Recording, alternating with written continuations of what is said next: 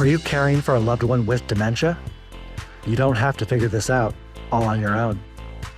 Welcome to Truth, Lies, and Alzheimer's, the show that helps you reimagine a new relationship with your loved one, a relationship a little more free of stress and anxiety.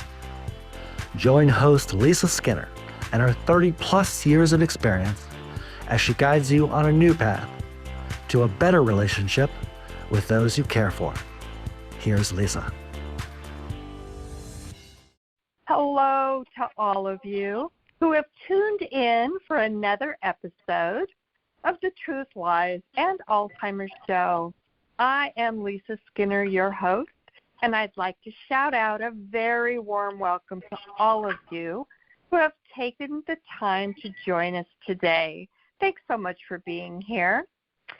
As I have told you many, many times, the purpose of this show is to talk about every aspect of Alzheimer's disease and dementia. That's going to include the good, the bad, and yes, the ugly. My goal is to get to the truth, dispel the lies and myths, and unveil what I call the secret faces of Alzheimer's disease, so you have a better understanding of what it's truly like for people to live with this brain disease.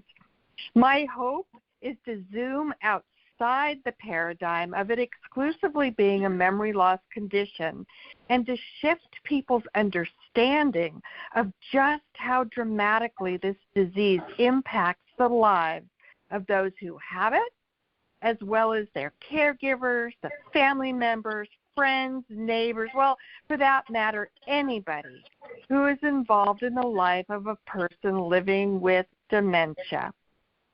So, on our episode today, trending quite a bit in the news because we have an election coming up in, about 13, 14 months.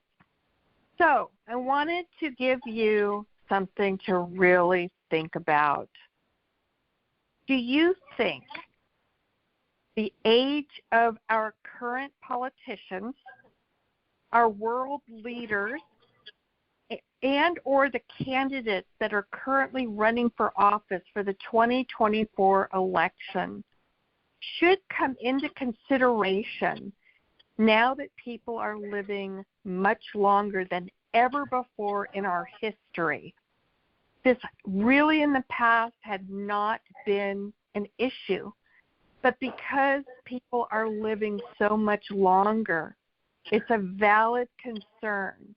And I'm going to share with you the extensive research that I have done on this subject to support whether or not this is a real and valid issue for us to take into consideration. So, it's food for thought. It is based on facts that I've researched. So I'm going to share this with you, and then you can decide if you think that this topic is a realistic concern moving forward. So, to understand dementia and its related behaviors, it's also important to understand what is happening to the brain of the person with dementia. Now, remember, dementia is not mental illness, nor is the person afflicted crazy. This is brain disease. But the bottom line is it's damaging the brain of the person living with it. So that said, let's start from the beginning. Dementia is not a specific illness. It's actually a broad term used to describe a specific set of symptoms that are caused by other illnesses. There are actually over 100 known causes of dementia, and most of them are irreversible. Now, Alzheimer's disease, which most of us are familiar with that term, is the number one cause of dementia, affecting today more than 6.7 million Americans. According to the Alzheimer's Association, this number is expected to significantly rise now that the baby boomer generation has begun to reach the age of 65. There are approximately 500,000 people dying each year from Alzheimer's disease in the U.S. It's the sixth leading cause of death in the U.S., but it's the number one leading cause of death in the U.K., in the Netherlands, and in Finland. It's also the only cause of death among the top 10 in America that cannot be prevented, cured, or slowed down. Additionally, 1 in 3 seniors die with Alzheimer's disease or a related dementia, and currently, every 66 seconds, someone in the U.S. develops Alzheimer's disease. In the world right now, every 3 seconds, somebody is developing Alzheimer's disease. Now, don't you think these numbers are compelling? Unfortunately, the facts remain, and they will increasingly become worse unless a cure or a treatment is found. So, think of dementia like this. It is the failure of an organ just like any other major organ in our body, kind of like our heart or our kidneys. The affected organ with dementia happens to be our brain. However, because we cannot see our brain shrinking, which is what happens with Alzheimer's disease, it's often difficult for people to relate to it in the same way as the other organs that are failing. Alzheimer's disease, like most other illnesses that cause dementia, is progressive, with the symptoms growing worse over time. However, the symptoms progress at different rates and stages, and they do vary from person to person. Make a note of that in your mind because it's an important consideration to this topic. There are what is considered mild symptoms, moderate symptoms, and severe symptoms. But again, not everyone displays all the symptoms at any one stage. Dementia is also a persistent loss of intellectual functions due to a brain disorder. The decline in cognitive function in irreversible dementia is related to the destruction of the cells that transmit messages in our brains called neurons. These cells are attacked, they're destroyed, and they lose their ability to transmit messages which enable normal, healthy function. Alzheimer's disease, for example, begins in the part of the brain that houses memory formation, and the short-term memory begins to be affected.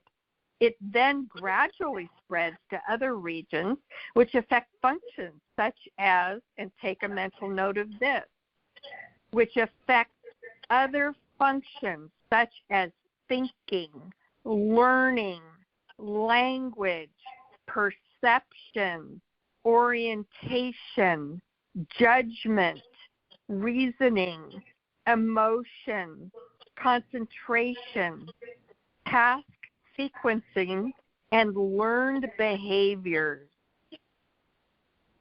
The person with dementia loses the most recent part of their life first. For example, he or she cannot remember what happened earlier that day. They first lose hours, days, weeks, and months of their lives, then years, as the brain progressively shrinks and becomes more damaged. Older memories do stay intact the longest. As the brain continues to shrink and the cells continually become destroyed, symptoms and behaviors become more obvious and more prominent. Eventually, the disease destroys one's ability to recognize themselves, their family members, and to communicate in any way. The individual becomes completely dependent on others for care. From the onset of symptoms, this process can take an average of anywhere from about 4 to 12 years, although many people go undiagnosed for years even after the most subtle symptoms begin to show. As a person loses various functions because of the different areas of their brains being destroyed, they must adapt new ways to communicate. It is in many of the behaviors that we see in people afflicted with dementia that the root of these behaviors is actually their way of trying to tell us something. And then it's up to us to interpret what that meaning is. So what are the most prevalent differences between normal aging and something more serious, such as a brain disease that causes dementia? Well, as we continue to live longer, take a mental note of that, our brains are aging right along with us. For this reason, forgetfulness as a part of the normal aging process is often mistaken for early signs of dementia. However, just because you are aging does not mean you will develop dementia. Forgetfulness, as well as lapses in memory, happen in both the normal aging process and dementia. So how do you distinguish one from the other? That's kind of tough in the beginning because there are similarities in the way a person forgets things with normal aging and with dementia, such as not being able to recall information or details, not remembering the name of a relative or acquaintance, forgetting events, occasionally having difficulty finding the right words to say, one's ability to operate appliances and learn new skills, start experiencing mood changes and changes in interest. The most obvious distinction is that with dementia, these symptoms and behaviors become more blatant and start to occur more frequently as the disease progresses. Also, with dementia at some point, you will no longer be able to learn and retain new information or be able to perform normal activities of daily living without assistance. They will eventually need someone to perform these tasks for them. So, this is all a segue into why this is a trending concern in today's society. So let me start with my research on a history of past presidents. This is really, really interesting. So there was a study done by Jonathan Davidson of the Duke University Medical Center and colleagues who reviewed biographical sources for the first 37 presidents who served from 1776 to 1974. The study found that half of those men had been afflicted by mental illness. And again, mental illness, different from brain disease. And 27% met those criteria while in office, which clearly could have impacted their ability to perform their jobs.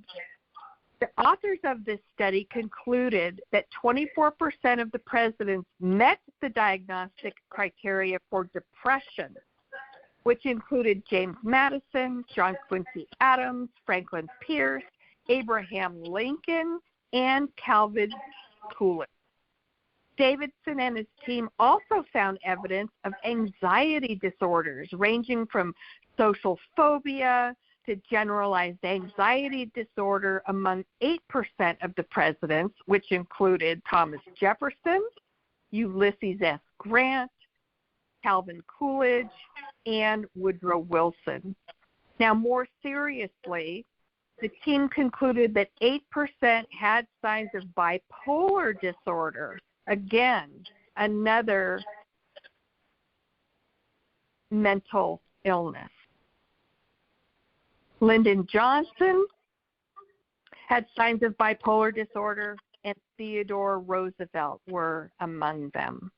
Finally, according to this study, 8% of the presidents studied exhibited evidence of alcohol abuse or dependence. Of course, that can cause dementia. President Pierce died of cirrhosis of the liver. Ulysses S. Grant was known for hitting the bottle hard. and was once allegedly so drunk that he fell off his horse during a military parade in New Orleans. And don't forget, he was the one who not only led the entire Union Army during the Civil War, but he also became the 18th President of the United States. Additionally, Nixon was once unable to take a rather important phone call from the British Prime Minister because he was, quote, unquote, loaded. So, how does this play into all of this being a concern of a president developing dementia and being so insidious today? Well, in the study cited by Jonathan Davidson of the Duke University Medical Center, there is no mention of any former president having shown any signs of dementia or senility, although President Taft did suffer from sleep apnea, which has been associated with declines in cognitive functioning. So until Ronald Reagan, presidents in their 70s who are at greater risk for developing dementia were not a concern. Now, Donald Trump at the time of his inauguration was older than half of our deceased former presidents when they died, says Dr. Jacob Appel, a Mount Sinai School of Medicine psychiatrist who has studied the health of politicians and presidents. Only a generation ago, our political leaders, like the rest of us, were likely to die of heart disease or cancer in their 60s and 70s, what we now think of as late middle age. So at 70 years old, Donald Trump was the oldest American president to ever take office. His father, Fred, developed Alzheimer's disease in his 80s. Ronald Reagan was diagnosed with Alzheimer's disease 5 years after leaving his presidency. However, it has long been rumored that he suffered from the disease years before it was diagnosed in 1994. Therefore, a sitting president showing signs of cognitive decline is a relatively recent development. Yes, we are living longer. So is there a solution? We do ask candidates for the presidency to disclose their medical histories. However, we currently have no mechanism to evaluate their past and present mental health. Arthur Kaplan, a bioethicist at New York University's Langone Medical Center, says, there needs to be greater transparency when it comes to presidential health. I think we're about 50 years overdue for having some sort of annual physical for the president and vice president, with the results of which should be reported publicly, and part of this should be psychiatric and cognitive testing, which today is not required. Kaplan says the exam should be conducted by an independent panel of external physicians selected by a major medical society, as any internal reposts from the president's personal doctors are likely to be spun for political purposes. Mount Sinai's Appel questions how to objectively determine what level of impairment renders a candidate unfit for office. This isn't to say that Dr. Appel objects to steps to ensure mentally unfit politicians are removed from office, because we do have the 25th Amendment to the Constitution, which outlines the succession of high office if a president dies, resigns, or becomes incapacitated, provides a logical process from removing a dementia-stricken president. Yet, Dr. Appel asks, will anyone actually apply it? I think that's a great, great concern. Regrettably, he says, our current political climate makes it unlikely that such a measure will be invoked, even when necessary, until the system is fixed and the political culture changes. Medical information is rather useless. To one side, it'll be a smoking gun, and to the other side, it will be fake news or alternative facts. Like Appel, Kaplan does not hold out much hope that the public would be clued in if a president's cognition starts to meaningfully decline. What will they do if he or she starts to slip? Nothing, Kaplan declares. If that were to happen, he or she would be protected. They'll take over his or her Twitter feed, and this is always how it's been. Is this sounding all too familiar? Well, rumors often circulated about President Reagan's mental status. The media often reported instances of him being dazed and confused during his 2 terms in office. That speculation was then put to rest in 1994 when he was officially diagnosed with having Alzheimer's disease. But again, that was 5 years after he left office. So the debate then quickly pivoted to whether or not he had been exhibiting signs of dementia while occupying the White House. According to an article written by Lawrence K. Altman, MD, on March 30th, 2015, which was published in the New York Times, Dr. Altman states that even before Ronald Reagan became the oldest elected president, his mental state was a political issue. His adversaries often suggested his penchant for contradictory statements, for forgetting names, and seeming absent-mindedness could be linked to dementia. In 1980, Mr. Reagan told this doctor that he would resign the presidency if White House doctors found him mentally unfit. But years later, those doctors and key aides told me they had not detected any changes in his mental abilities while in office. Now, a clever new analysis has found that during his 2 terms in office, subtle changes in Mr. Reagan's speaking patterns linked to the onset of dementia were apparent years before doctors diagnosed his Alzheimer's disease in 1994. The findings, which were published in the Journal of Alzheimer's Disease by researchers at Arizona State University, do not prove that Mr. Reagan exhibited signs of dementia that would have adversely affected his judgment and ability to make decisions in office, but the research does suggest that alterations in his speech might be used to predict development of Alzheimer's and other neurological conditions years before symptoms are clinically perceptible. Detection of dementia at the earliest stages has become a high priority. Many experts now believe that yet-to-be-developed treatments are likely to be effective at preventing or slowing progression of dementia only if it is found before it significantly damages the brain.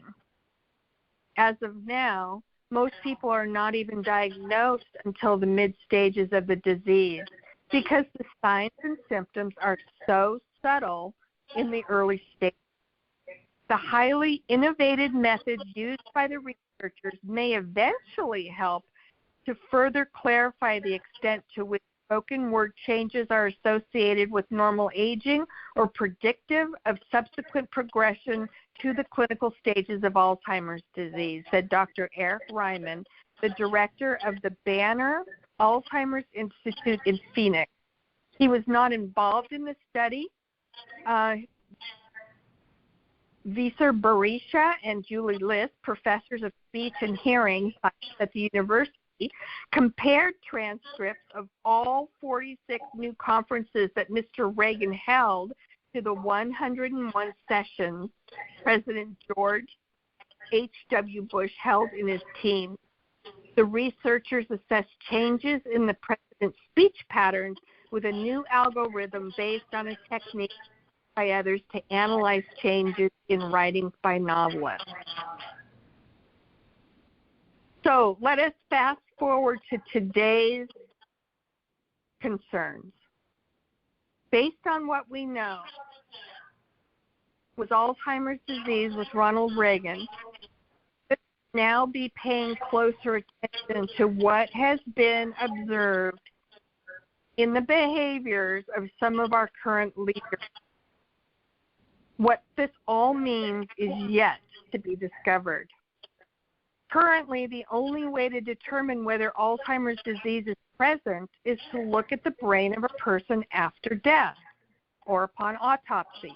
For patients who are living, doctors use special cognitive tests which monitor memory and everyday skills such as dressing and bathing, but the results are often misleading or inaccurate. New findings presented at the Alzheimer's Association International Conference in London now show that positron emission tomography, or the PET scans, altered the diagnosis for more than 2/3 of the people.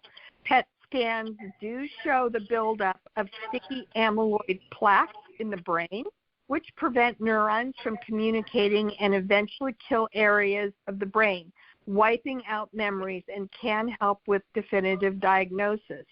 But guess what?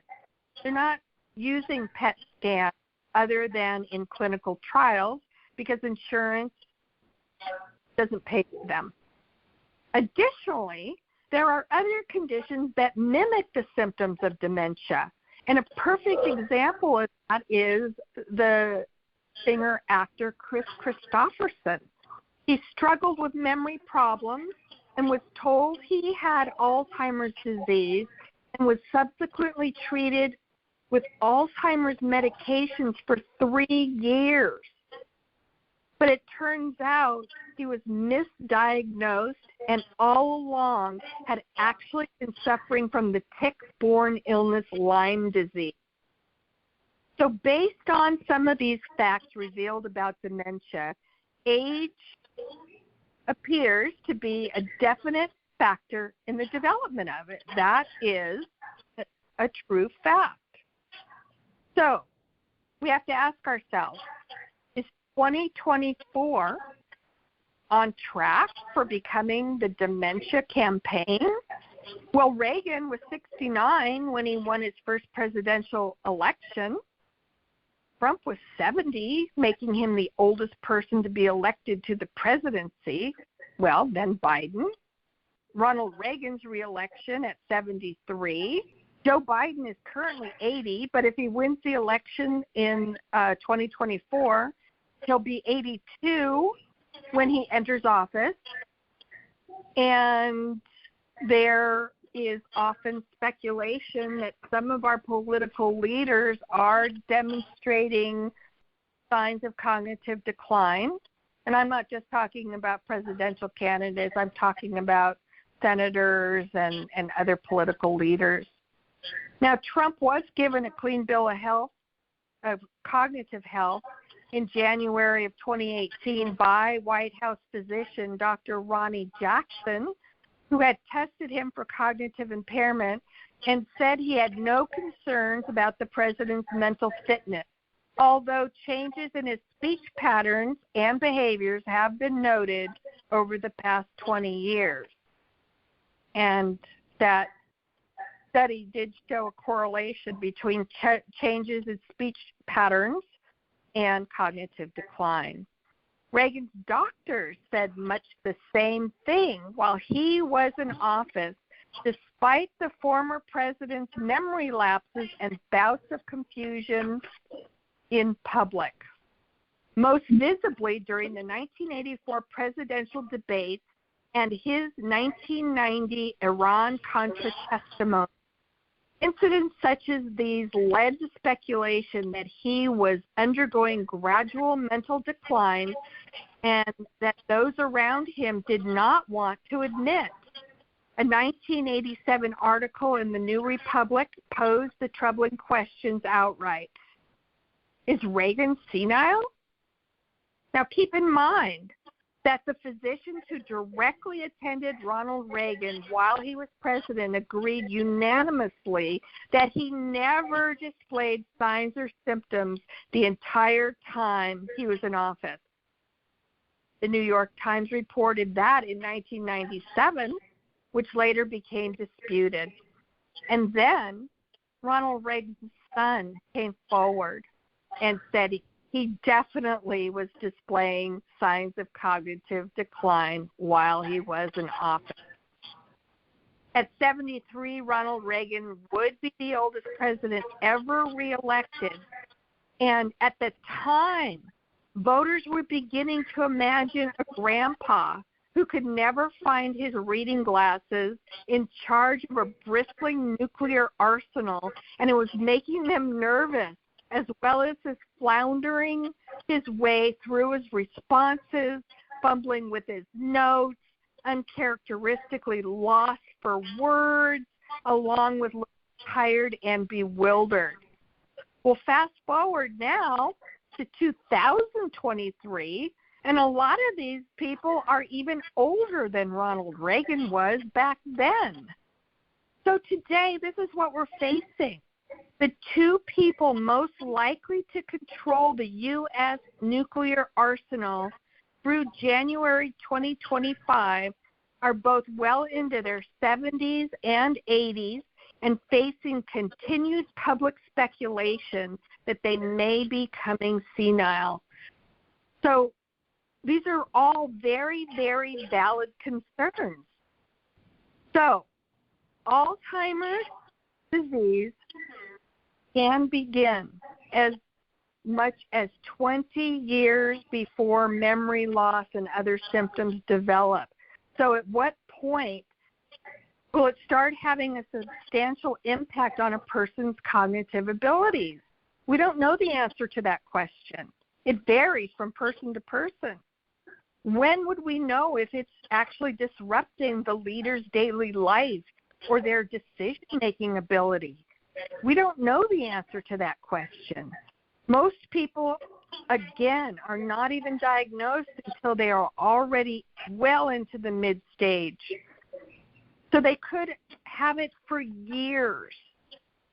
And you also have to take into consideration the number one point, that age is the greatest risk for developing Alzheimer's disease.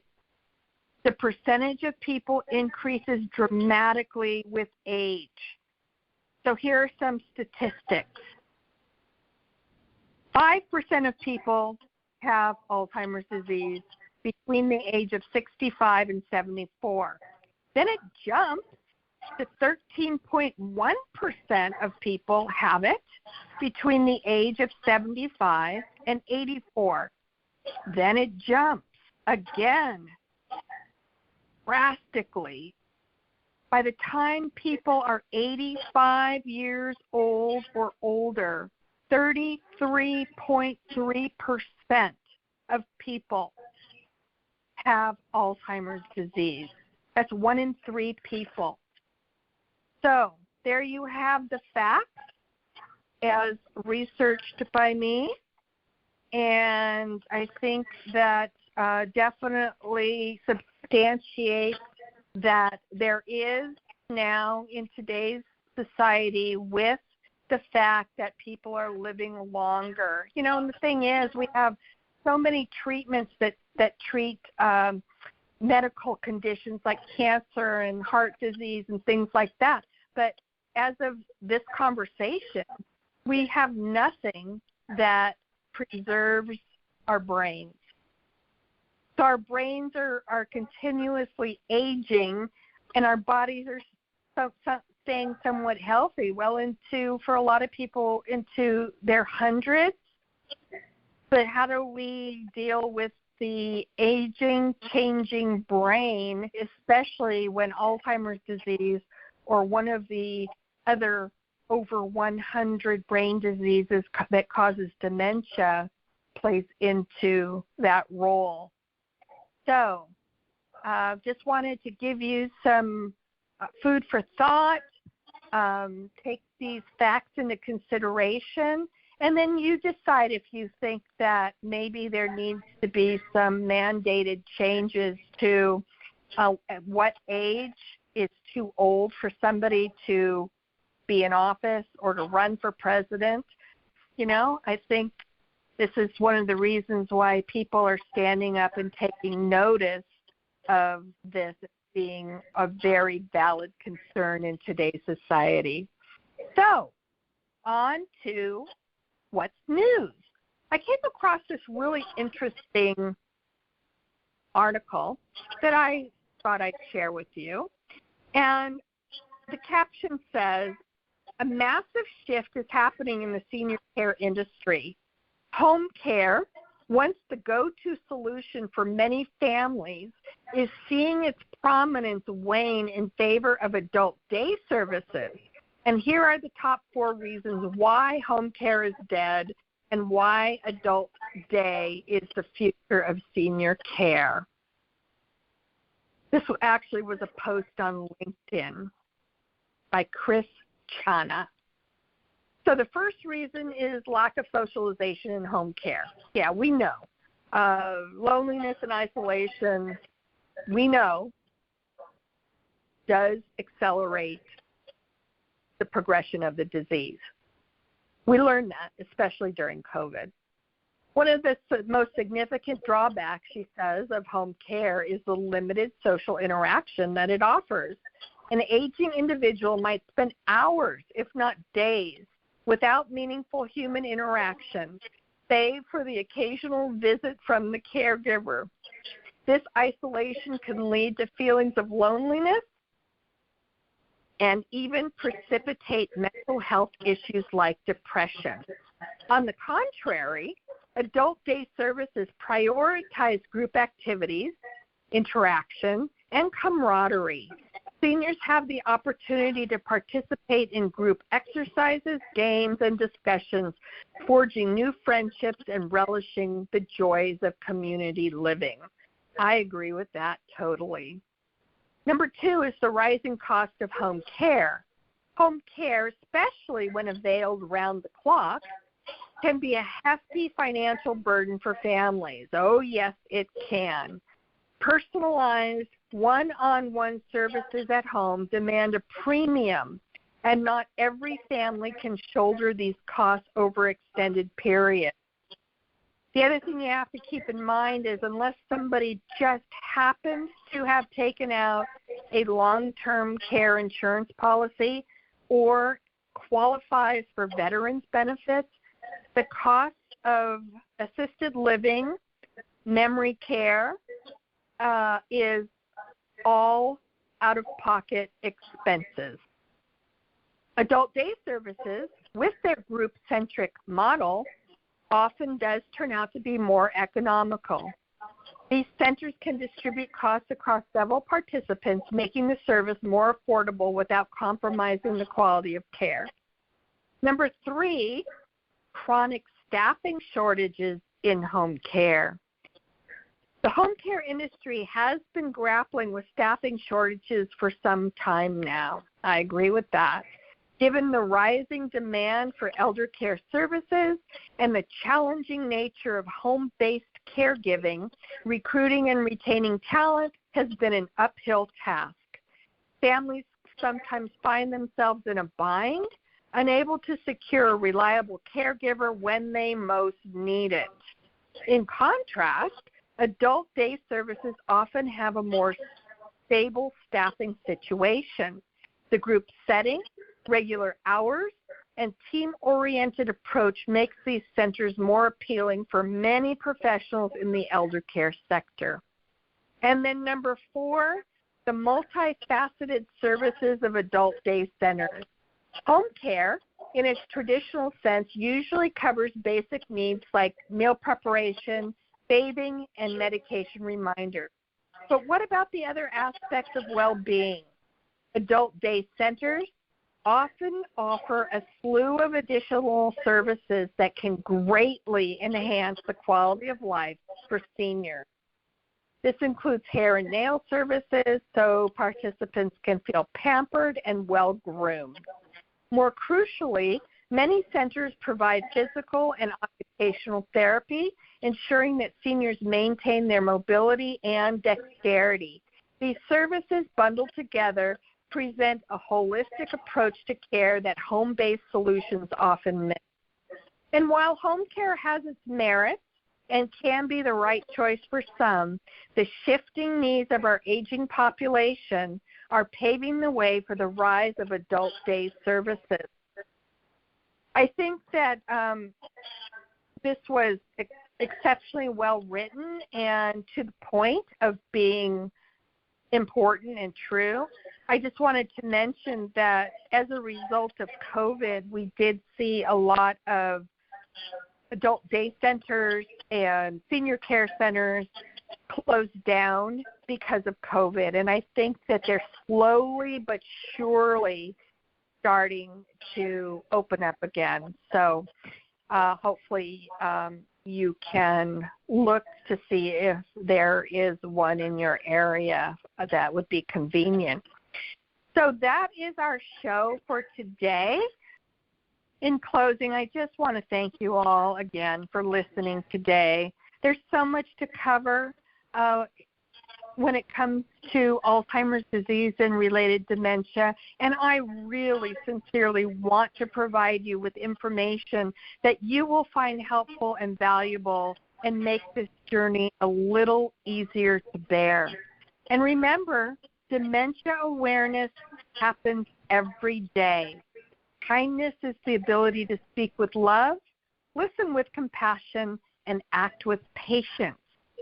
And these are all very necessary attributes to have in order to outlast Alzheimer's disease. Thanks again for being here with us, and we'll look forward to having you back for another new episode of the Truth, Lies, and Alzheimer's Show with your host, Lisa Skinner. Bye for now. Thank you for listening to Truth, Lies, and Alzheimer's. We hope you found something in today's episode that helps. We understand that caring for a loved one with dementia can be the challenge of a lifetime, but you don't have to do it alone. If you're ready for exclusive access to even more great content and resources, head on over to Facebook and join Lisa's Minding Dementia Support Group. We're a community of like-minded caregivers, and we're here to help.